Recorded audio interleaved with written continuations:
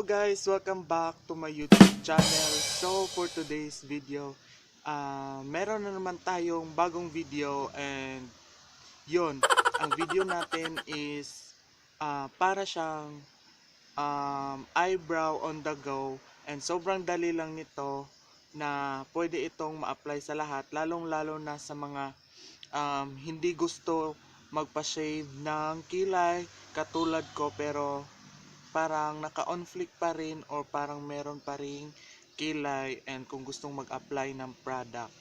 So before anything else, guys, please don't forget to click the subscribe button at yung katabi niyang notification bell, because every subscribe is a big help to grow my YouTube channel. So ayan, pasensya kung hindi nyo kitang bibig ko kasi ifo-focus ko lang yung kilay ko dito. Ayan, pasensya sa malaki kong ilong. So, ayan, malaking ilong ko tapos eye bags. So, dito lang kayo mag-focus sa aking kilay. So, ayan, lalapit ako. So, without further ado, let's start the 5-minute makeup on the go. Hindi siya makeup, 5-minute eyebrow on the go pala. So, ayan, parang pang everyday, pang fresh lang. So, ayan. So, ang gagamitin ko munang product is ito. Nabili ko lang to sa sidewalk. Ayan. Eyeliner pencil. Pero, pwede siyang pang kilay. And, ano lang siya. 9.75. Ewan ko kung nakikita nyo ba. Ay, baliktad. So, ayan. 9.75. And meron akong spoolie dito. So, without further ado, let's start! Chung!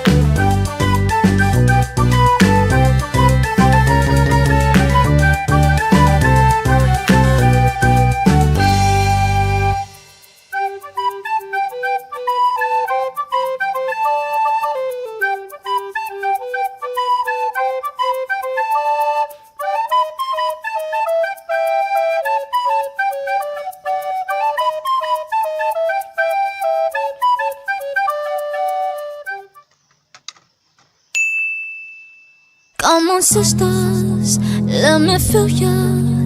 We gon' look up for so we a powerhouse.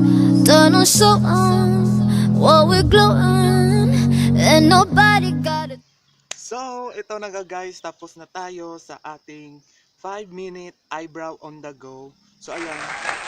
Siguro ang pangit nito sa camera kasi pangit naman talaga yung quality ng phone ko. So, pasensya. So, ganito talaga pag lalaki na eyebrow is sobrang kapal niya. And tapos yung ginamit ko pa is dark. So, kayo na balang humusga kung bagay ba.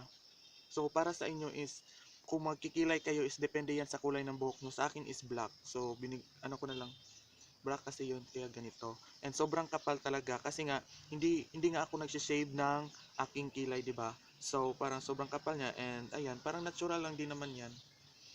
And so ayan, para naman buhay yung kilay natin because kilay is a statement. So ayan guys, so sana nag-enjoy kayo sa panonood nito and please don't forget to click the subscribe button at yung katabi niyang notification bell para ma-update ka. So, let's be friends on my social media accounts na nasa description box.